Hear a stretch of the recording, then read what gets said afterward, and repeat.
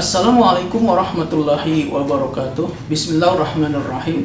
Alhamdulillah, sahabatku sekalian, banyaknya sholat-sholat sunnah yang telah diajarkan oleh Nabi kita Muhammad SAW dan juga diajarkan oleh ulama-ulama kita tentu mempunyai keutamaan masing-masing. Pada kesempatan ini saya akan menyampaikan keutamaan dari sholat sunnah duha. Sholat sunnah duha ini merupakan salah satu sholat sunnah yang dikerjakan paling sedikit 2 rakaat dan paling banyak 12 rakaat. Sholat ini dikerjakan ketika waktu duha.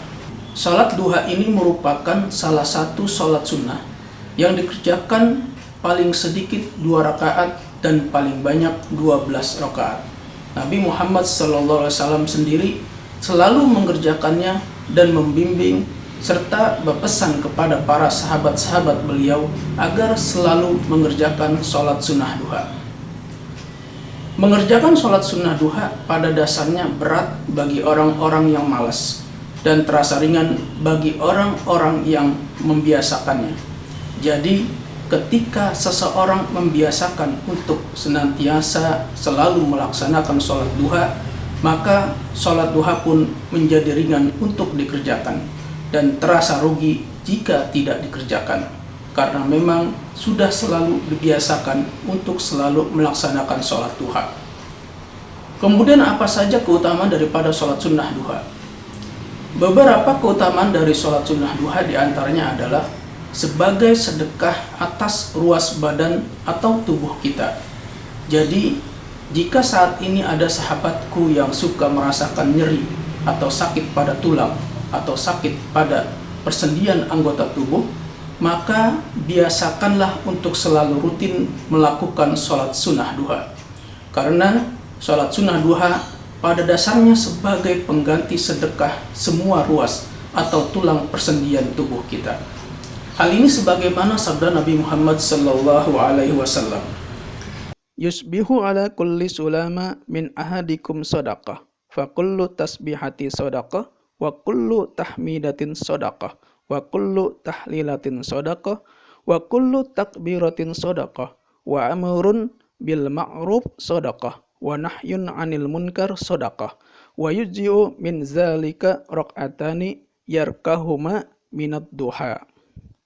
Artinya, bagi masing-masing ruas dari anggota tubuh salah seorang di antara kalian harus dikeluarkan sedekah. Setiap tasbih subhanallah adalah sedekah. Setiap tahmid alhamdulillah adalah sedekah. Setiap takbir Allahu Akbar adalah sedekah. Menyuruh untuk berbuat baik juga sedekah, dan mencegah kemungkaran pun sedekah. Dan semua itu bisa diganti dengan 2 rakaat sholat duha. Hadis riwayat Muslim. Selain itu, keutamaan sholat duha sebagai pengganti sedekah atas 360 ruas tubuh kita. Karena setiap ruas tubuh kita harus dikeluarkan sedekahnya. Salah satunya dengan cara menyingkirkan sesuatu gangguan dari jalanan, seperti menyingkirkan paku yang menganga di jalanan, menyingkirkan dahan besar atau batu besar dari jalanan, dan lain-lain yang dapat menghalangi orang-orang jalan. Jika hal yang menghalangi tersebut tidak ada, maka cukup diganti dengan melaksanakan sholat duha. Hal ini berdasarkan hadis Nabi Muhammad SAW. Fil insani salasu mi'atin wa sittuna mafsilan wa alaihi an yatasaddaqa an kulli mafsilin minhu bisadaqatin. Qalu wa man yutiqu zalika ya Nabi Allah?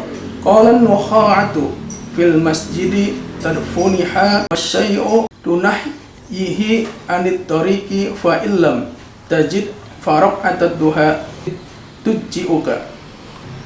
Yang artinya, di dalam diri manusia itu terdapat 360 ruas, maka hendaklah dia mengeluarkan satu sedekah untuk setiap ruas tersebut. Para sahabat bertanya, siapa yang mampu mengerjakan hal tersebut, wahai Rasulullah?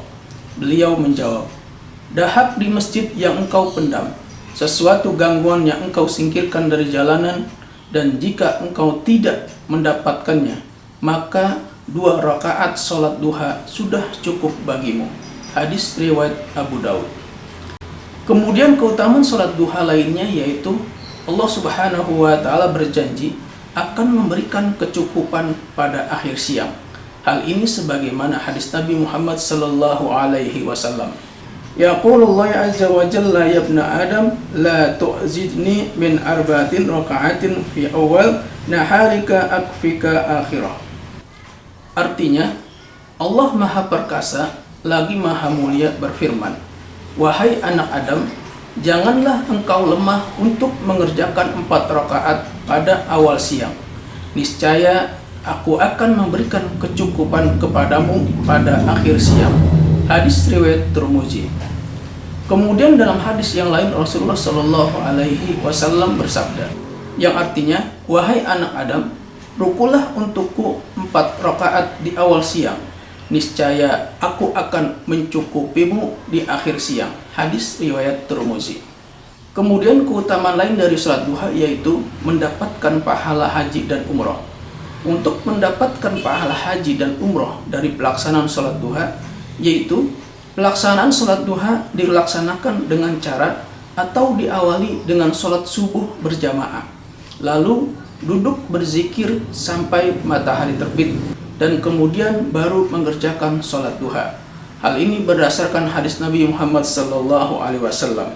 Man shallal ghadata fi jama'atin summa qa'ada yazkurullaha hatta yatlu'a syamsu summa shalla rak'ataini kanat lahu kajri hajjatin wa umratin tammatin tammah.